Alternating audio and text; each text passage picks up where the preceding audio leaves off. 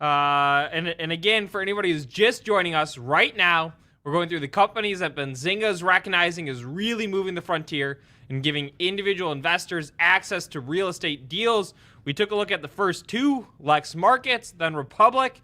Producer Spencer, can we get the third on the board, please? There we have it, RedSwan. Kevin, tell us about RedSwan.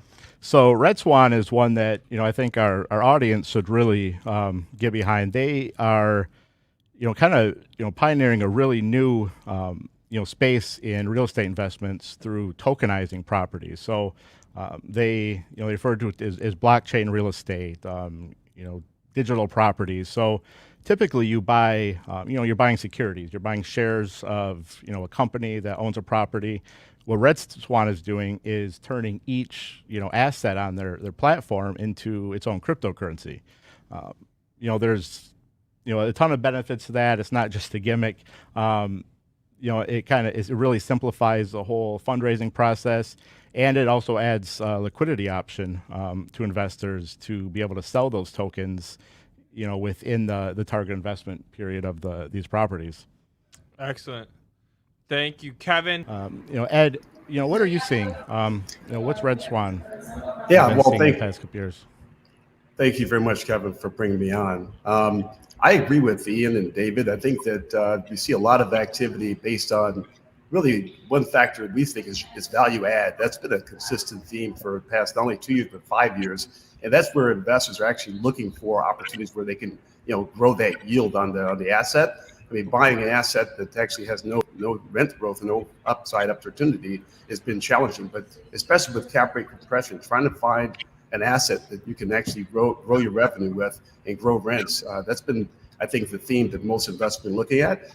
And as what Ian said with regards to the mobility, I think that that's also helping for rent growth. And rent growth has been really the target for most investors, especially in the multifamily area. So you're looking at investors who are buying real estate in areas where they can actually grow the rents, in some cases 15, 20%. And that has a lot to do with that mobility factor that was talked about. They're looking for areas where they can, make some improvements, increase the look and appeal and the amenities of the apartment building or office building, and generate much higher rents, which will actually drive the type of returns they're looking for on an annual basis. Okay, you talked about you're talking about the value add, and increasing the rents. I mean, what is the biggest factor in doing that? How are these investors, developers, getting more value out of these properties?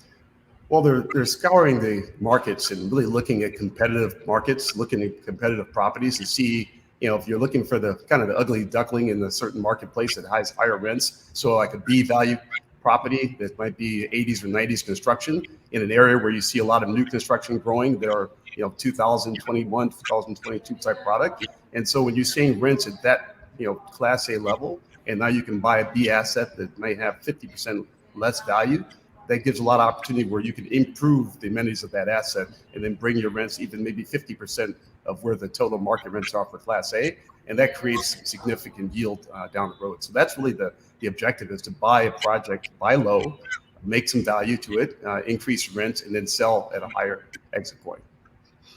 Gotcha. Okay, thank you.